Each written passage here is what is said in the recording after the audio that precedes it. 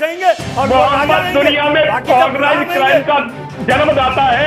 वो बलात्कारी था, गुंडा था, डकैत था, औरतों का सौदागर था और वही का करने वाला क्राइम के दाता तुम हो। मोहम्मद के सामने गुस्ताखी करोगे, तुम्हारी जुबान खींच। सत्ता हासिल करने के लिए अगर औरतों का बलात्कार करना हो तो वो जायज़ है। ये सावरकर ने अपनी किताब में लिखा है और कहा कि शिवाजी बर्दाश्त नहीं करेंगे और हमारी डिमांड है कि जल्द से जल्द उस पर सख्त से सख्त कार्रवाई की जाए और हो सके तो उसे फांसी की सजा दी जाए।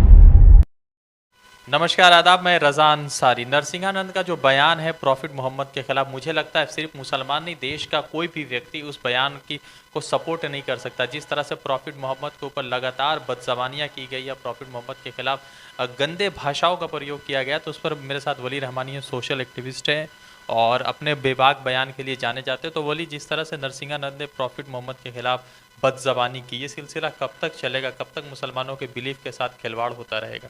देखिए, बहुत बहुत शुक्रिया आपने ये सवाल मुझसे पूछा और आपने मेरा इंटरव्यू लेने के लिए आप यहाँ तक आए हैं और बहुत खुशी हुई मुझे इस बात को लेकर।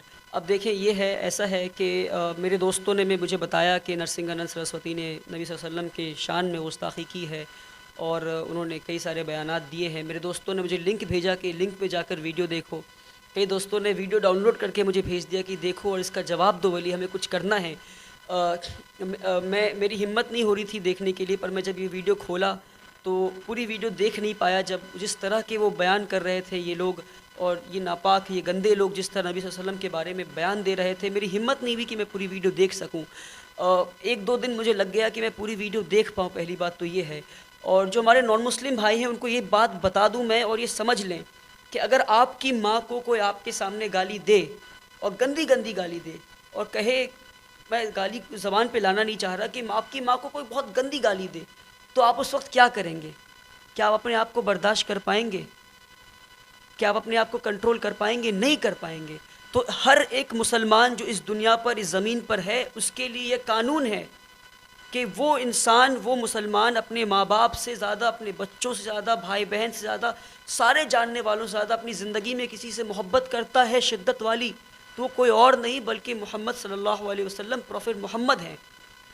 तो जो इंसान माँ बाप की गाली नहीं बर्दाश्त कर सकता और मुसलमान माँ बाप से ज़्यादा, भाई बहन से ज़्यादा प्रॉफिट मोहम्मद से मोहब्बत करता है, तो वो नबी की शान में गुस्ताखी और गाली कैसे बर्दाश्त कर सकता है? अब आप देखें, मैं किस तरह बयान करूं कि मैं किस तरह, कितनी मुश्किल के साथ ये पूरी वीडियो देख पाया। और एक वीडियो नहीं बल्कि तीन वीडियोज़ हैं इनके, जहाँ नबी की शान में गुस्ताखी कर रहे हैं और कई सारी गंदी गंदी बातें कही। उनमें से एक गंदी बात उन्होंने ये कही कि मैं ज़बान में लाना नहीं चाह रहा हूँ, पर मैं चाह रहा हूँ कि लोग समझें। उन्होंने ये कहा कि नबी सल्लल्लाहु अलैहि वसल्लम औरतों के सौदागर थे। नऊज़ बिल्लाह। जब मैं ये कह रहा हूँ, मैं ये अल्लाह से दुआ है कि मैं कहते हुए मर जाता, काश मैं, मेरी अल्लाह रूह निकाल लेते मेरे जिस्म में से। पर ये लोगों को बताना ज़रूरी है कि ये कैसी बात है, आप बलात्कार, आप रेपिस्ट, ऐसे शब्द इस्तेमाल कर रहे हैं हमारे नबी के बारे में। ये क्या देश आ गया? आज हम किस देश में रह रहे हैं? मुसलमान कहता है कि कानून बचा लेगा, संविधान बचा लेगा हमें, ऐसा मैं भी कहता था। सेक्शन 295A, 153A IPC का ये कहता है कि किसी भी मज़हब के बारे में आप बुरा भला बोले तो आपको जेल जाना है, आपको पुलिस उठाकर ले जाएगी। कोर्ट जो है सुओ मोटो कॉग्निजेंस लेना चाहिए। आज 2-3 हफ्ते हो गए हैं इस बयान को दिए हुए, आज भी वो इंसान खुले में फिर से बयान दे रहा है, खुले में घूम रहा है, कोई उसके ऊपर कार्रवाई नहीं, कोई FIR नहीं। तो मुसलमान, क्या इस देश में कानून सिर्फ मुसलमानों को जेल में डालने के लिए है? मुसलमान के हक में कानून नहीं है इस देश में? कैसी बातें कर रहे हैं? नबी कह रहे औरतों का सौदागर, कह रहे इनका एजेंडा है लव जिहाद, इनका एजेंडा है कि हिंदुस्तान के हिंदू औरतों को अपना रखेल बनाना। इनको मालूम भी है नबी सल्लल्लाहु अलैहि वसल्लम ने क्या कहा। उन्होंने कहा कि एक शादीशुदा मर्द अगर किसी दूसरी औरत के ऊपर नज़र उठाकर देखे तो वो हराम है, सिर्फ नज़र उठाकर देखे। और घूरना, पीछा करना, जिसको आज के टर्मिनोलॉजी में हम स्टॉकिंग कहते हैं और बहुत कूलली कहते हैं, I was stalking somebody on Facebook, Instagram, मैं स्टॉक कर रहा था। और जो लीगल टर्म में स्टॉकिंग 354D, नबी हमारे इंडियन पीनल कोड में 354D स्टॉकिंग 2013 में ऐड हुआ। हमारे नबी प्रॉफिट मोहम्मद ने 1400 साल पहले कहा स्टॉकिंग इज़ हराम, ये शादीशुदा मर्द के लिए। और जो नौजवान लड़का है जिसकी शादी नहीं हुई, नबी ने कहा कि अगर वो जिना करता है, अगर वो शादी से पहले इंटरकोर्स करता है, सेक्सुअल इंटरकोर्स, तो उसको 80 कोड़े पड़ने चाहिए। 80 छड़ी नहीं, 80 डंडे नहीं, 80 कोड़े पड़ने चाहिए। नबी ने ये कहा। एक कोड़ा पड़ जाए आज के किसी इंसान को तो उसका जहन दुरुस्त हो जाए। तो क्या वो नबी जिसने कहा कि आप शादी से पहले जिना नहीं कर सकते, सेक्सुअल इंटरकोर्स नहीं कर सकते, शादी में रहकर सेक्सुअल इंटरकोर्स नहीं कर सकते, वो हराम है, उसके 80 कोड़े सज़ा है, क्या वो नबी रेप करने को कभी जस्टिफाई कर सकते हैं? क्या वो नबी लव जिहाद का एजेंडा चला सकते हैं? नाउज़ुबिल्लाह। और ये शरीयत का कानून है, सबको पता है कि रेपिस्ट का सज़ा शरी कानून में, शरीयत में वो सज़ाए मौत है। और रेप चाहे मुस्लिम का हो या नॉन मुस्लिम औरत का अगर आपने रेप किया, बलात्कार किया तो सज़ाए मौत है। ये नबी का कानून है, ये प्रॉफिट मोहम्मद का कानून है। और ये कौन सी इस्लाम पर है? ये अपने मज़हब को नहीं पढ़े, इस्लाम की बात कर रहे हैं ये लोग। इन्होंने अपने मज़हब को नहीं पढ़ा। राज ठाकरे ने कहा, मैं नहीं, राज ठाकरे जो एक वक्त में हिंदुत्व का आइकन था, उसने कहा कि हिंदुस्तान को अगर रेप से बचाना है और हिंदुस्तान में रेप रोकना है तो शरीयत कानून नाफिज करना है यहाँ पर कि सज़ाए मौत दे। शरीयत कानून उन्होंने कहा, शरिया कानून का ये एस्पेक्ट हिंदुस्तान में लागू करना, ये राज ठाकरे ने कहा। महात्मा गांधी ने 1937 में कहा अपने कांग्रेस के सेशन में कि अगर तुम्हें गुड गवर्नेंस सीखना है और अच्छे तरह से देश चलाना सीखना है, उमर बिन खत्ताब, खलीफा उमर की ज़िंदगी को उठाकर पढ़ो। और खलीफा उमर किसके खलीफा थे, किसके फॉलोअर थे? प्रॉफिट मोहम्मद के। और आज ये कुलदीप सिंह सेंगर तुम हमें कह रहे हो, हमारे नबी को कह रहे हो, नाउज़ुबिल्लाह। और हम बर्दाश्त कर रहे हैं, शर्म की बात है। देश की कानून अंधी हो गई है, शर्म की बात है। कोई एहतजाज नहीं रास्ते पे। कुलदीप सिंह सेंगर बीजेपी एमएलए, ये क्या प्रॉफिट मोहम्मद का फॉलोअर था? ये किसका फॉलोअर था? मैं दुआ करता हूँ काश प्रॉफिट मोहम्मद का फॉलोअर होता तो रेपिस्ट नहीं होता, जेल में नहीं होता। चिन्मयानंद बीजेपी का minister, union minister, rapist jail में है।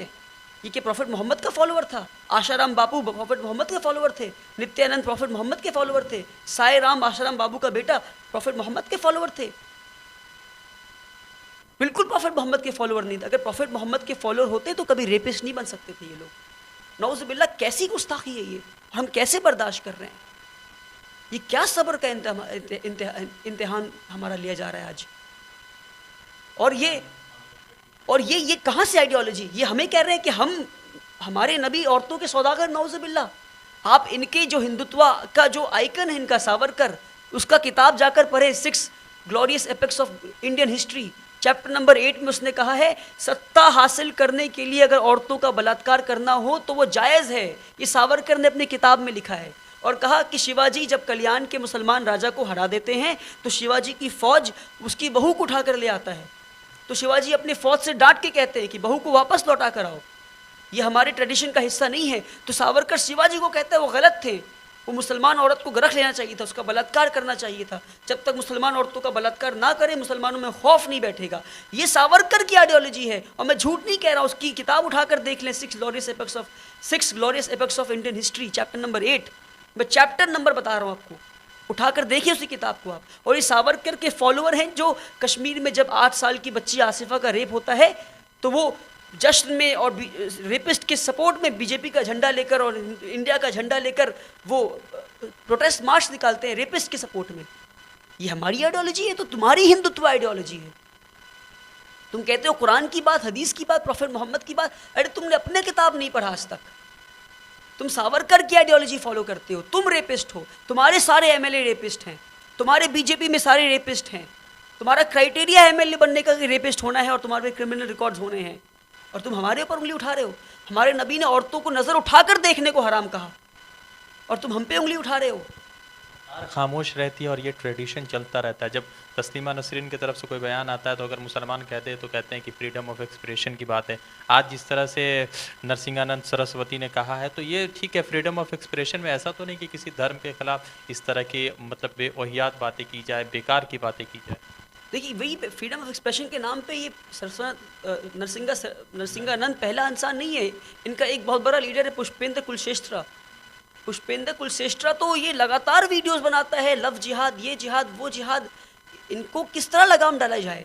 हिंदुस्तान के मुसलमान को ज़रूरत है कि आज एक बैनर के अंदर हम आए और इनके खिलाफ कानूनी कार्रवाई करें। अगर वो काम नहीं आता तो सड़क पर आए, वो काम नहीं आता तो आगे का वो ले, अगर कानून हमारा काम साथ नहीं देता। आज मैं ये बात कहता हूँ आपसे, मगर नबी की शान में गुस्ताखी हम बर्दाश्त नहीं कर सकते। तुम किस नबी की बात कर रहे हो? इसकी ज़िंदगी तुमने नहीं पढ़ी, तो आज ज़रूरत है कि हिंदुस्तान के मुसलमान कानूनी तरीके से इनके खिलाफ कम से कम एहतजाज तो करें, प्रोटेस्ट तो करें। अब प्रोटेस्ट भी नहीं कर रहे हम, FIR भी नहीं कर रहे हम, कानून काम नहीं आए तो उसके बाद हम अगला स्टेप लिया जाए। इस तरह से कहा कि भाई इस पर बयान होना चाहिए, तो उल्टा अमानुतुल्लाह के खिलाफ FIR रजिस्टर्ड होता है, मगर नरसिंहानंद वही मैं कह रहा हूँ, आज क्या हमारा कानून है, ये हमारी एक अलार्मिंग वो है, वक्त है। हमारे हिंदू भाई समझें, कर आज एक मुसलमान आप नरसिंहानंद सरस्वती का स्टेटमेंट उठाएं और हू बहू कॉपी कर दें और उसमें से प्रॉफिट मोहम्मद वर्ड के बजाय राम या कृष्णा या किसी हिंदू गॉड का नाम रिप्लेस कर दे, तो आज देखिए क्या होता देश में। आज आग लग गई होती कहीं पर, पूरे देश भर में प्रोटेस्ट हो रहा होता, मुसलमानों का कत्लो आम हो रहा होता, वो इंसान अब तक फांसी पे चढ़ गया होता, पर क्योंकि वहाँ पे कृष्णा या राम का नाम नहीं, प्रॉफिट मोहम्मद का नाम है, इसलिए नरसिंहानंद सरस्वती पे नहीं बल्कि जो प्रोटेस्ट कर रहा है उस पर FIR हो रहा है। तो आज वो वक्त ना आ जाए कि मुसलमान देश के संविधान पे से और IPC पे से अपना भरोसा खो दे। लिबरल पता नहीं कहाँ गायब हो जाते हैं, ये सो कॉल्ड लिबरल कहाँ गायब हो जाते हैं, और कम्युनिस्ट, लेफ्टिस्ट और मार्क्सिस्ट ये कहाँ गायब हो जाते हैं मुझे पता नहीं। और इन पे जो भरोसा कर रखा था हमने, ये यहाँ पे एक्सपोज हो जाते हैं ये लोग, कि अगर इनके मार्क्स के खिलाफ आप बात कर दो तो ये जो है एकदम गर्म हो जाते हैं। प्रॉफिट मोहम्मद के खिलाफ आप बात कर दें तो फिर कहते हैं freedom of speech, freedom of expression. Freedom of speech नहीं है। फ्रीडम ऑफ स्पीच कब है, फ्रीडम ऑफ एक्सप्रेशन कब है? जब किसी पे जुल्म हो रहा हो, उस जुल्म को रोकने के लिए आवाज़ उठाते हैं, वो फ्रीडम ऑफ स्पीच है। किसी को जलील करने के लिए आप बात कर रहे हैं, वो फ्रीडम ऑफ स्पीच नहीं है। किसी का हक दिलाने के लिए आप बात कर रहे हैं, वो फ्रीडम ऑफ स्पीच है। किसी के नबी को, किसी के दिल को ठेस पहुंचाने के लिए बात कर रहे हो, वो फ्रीडम ऑफ स्पीच नहीं है, वो एक्सप्लॉयटेशन ऑफ स्पीच है। और एक्सप्लॉयटेशन ऑफ स्पीच को हम बर्दाश्त नहीं करेंगे, गुस्ताखे रसूल को हम बर्दाश्त नहीं करेंगे। और हमारी डिमांड है कि जल्द से जल्द उस पर सख्त से सख्त कार्रवाई की जाए और हो सके तो उसे फांसी की सज़ा दी जाए। अगर नहीं दिया जाता तो मैं ये कहता हूँ कि हिंदुस्तान के मुसलमानों का पेशेंस टेस्ट ना करें आप। ये वो लोग हैं जो देश को आज़ाद कराने के लिए अपनी जानें कुर्बान कर दी, तो क्या नबी के लिए अपनी जान कुर्बान नहीं कर सकते ये लोग? उम्मीद करते हैं मेरी बात मेरी नॉन मुस्लिम भाई और मुसलमान भाई तक पहुंची होगी, उन्हें समझ में आया होगा कि ऐसे लोगों का इलाज करना ज़रूरी है। और आप एक और छोटा एग्जाम्पल, आज ये मुसलमान के पीछे आ रहे हैं। अभी 3 दिन पहले का न्यूज़ है कि दिल्ली में साईं बाबा का मंदिर तोड़ दिया। साईं बाबा के मंदिर में घुसकर साईं बाबा का आइडल तोड़ दिया। साईं बाबा भी तो हिंदू अपना आस्था मानते हैं उनमें। ये कहते साईं बाबा मुसलमान थे, और ये न्यूज़ है, साईं बाबा मुसलमान थे, जिहादी बोलकर उनका आइडल तोड़ दिया इन्होंने। तो ये किसी के नहीं हैं, ये एक ट्रेंड चल रहा है। बस ये पावर और सत्ता के लोग हैं, बस इन्हें, ये पागल लोग हैं, ये एक्सट्रीमिस्ट लोग हैं। ये ना हिंदू हैं, ये सावरकर की आइडियोलॉजी फॉलोअर है, ये हिटलर की आइडियोलॉजी के फॉलोअर्स हैं। आज साईं बाबा, कल सिख, कल क्रिश्चियन, जूस, सबके पीछे आएंगे ये लोग अगर इनका इलाज नहीं किया गया। तो लगातार जिस तरह से नरसिंहानंद सरस्वती के बयान से जिस तरह से मुसलमानों के अंदर एक जो है आप कह सकते हैं गुस्सा है, और गुस्सा होना वाजिब बनता है, क्योंकि आप किसी के धार्मिक चीज़ों को लेकर, किसी को बिलीफ को लेकर और प्रॉफिट के लेकर जिस तरह से बयानबाजी करते हैं, तो कोई भी व्यक्ति होता, अगर कोई मुसलमान किसी हिंदू के खिलाफ किया होता तब भी यही होता। मगर अभी सारे लिबरल सो रहे हैं, सारे लिबरल जो है अभी सोने की बात कर रहे हैं, फ्रीडम ऑफ एक्सप्रेशन की बात करते हैं। अब सवाल ये उठता है कि कानून को चाहिए कि ज़्यादा से ज़्यादा, जल्दी से जल्दी इस पर जो है कोई कठोर कार्रवाई करे, ताकि इस तरह के लोग जो कॉम्युनल हार्मोनी को ब्रेकअप कर रहे हैं, जो तोड़ रहे हैं, उनके खिलाफ कार्रवाई हो सके। जुड़ते दूसरे अपडेट के साथ, धन्यवाद।